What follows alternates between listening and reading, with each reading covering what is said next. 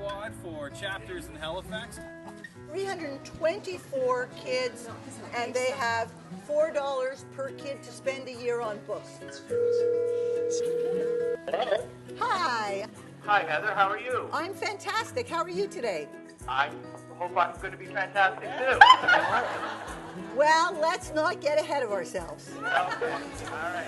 There is a love of books in our school. Unfortunately, some of the volumes and books we have here are a little antiquated. Ken, we are so happy to tell you that, in fact, you are recipient of a Love of Reading grant, and we are going to give you $85,000.